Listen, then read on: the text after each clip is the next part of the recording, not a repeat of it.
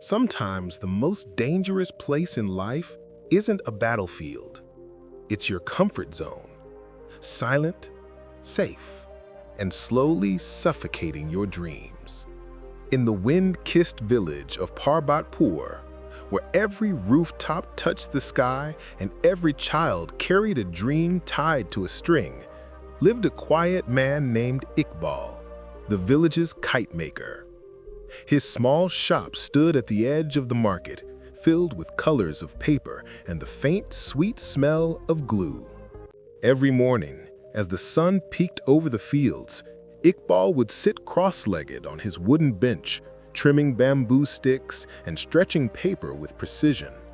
His hands were steady, his kites strong, simple rectangles and diamonds of red, blue, and yellow.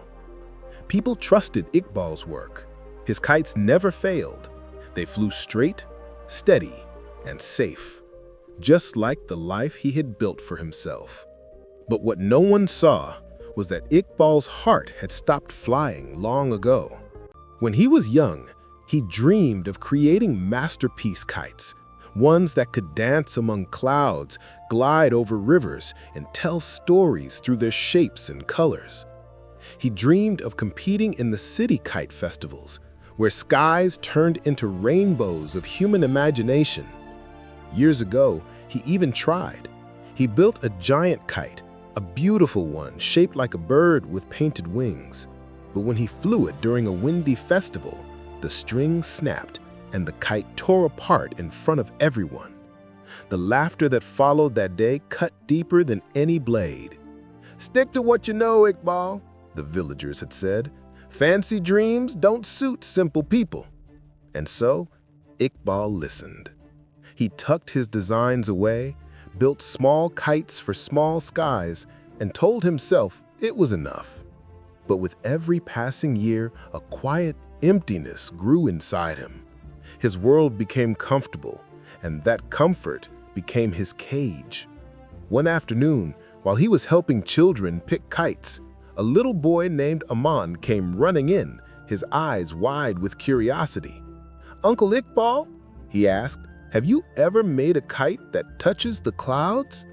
Iqbal smiled faintly. "I used to once," he replied. The boy frowned. "Then why did you stop?" Iqbal looked away. "Because it's better not to fall than to fly and break." The boy didn't understand. He simply said, "But uncle, if you never try, how will you ever touch the sky?" And then he ran off, laughing, leaving Iqbal with a silence that echoed louder than any storm. That night, Iqbal couldn't sleep. The boy's question kept returning again and again. "When did I become afraid of the sky?" he wondered. He walked out into the open field under the moonlight. The wind blew softly, tugging at his clothes as if whispering, "Come back." The next morning, he made a decision. He pulled out an old wooden chest buried beneath his workbench. Inside were his forgotten drawings, faded with time, but still alive with dreams. He picked one, a design of a giant white kite shaped like an eagle, and said softly, "Let's try again." For days, his little shop was alive with new energy. The sounds of cutting, gluing, and sanding filled the air. He experimented with new materials, reinforced the frame, painted feathers with care. Children gathered outside to watch. Some giggled, some whispered, "He's lost it. Old age has made him foolish." But Iqbal didn't stop. His heart was alive again, something he hadn't felt in decades. At last, the day of the village wind festival arrived. The sky was filled with colors, reds, greens, purples, all fluttering high. Iqbal stood quietly with his creation, the giant eagle kite, majestic and white, glimmering under the sun. As he let go of the string, the crowd fell silent. The kite soared, dipped, wavered, and then caught the wind. Higher, higher, and higher it went. The children gasped. The villagers who once mocked him stood in awe. The old man who had once given up on his dream was now watching it soar above everyone, strong, fearless, free. And when the kite finally touched the clouds, Aman shouted with joy, "Uncle, it reached the sky!" Iqbal smiled, his eyes glistening with tears. "No, my boy," he said softly. "It's me who finally reached." That evening, the village gathered around him. The same people who had doubted him now praised his courage.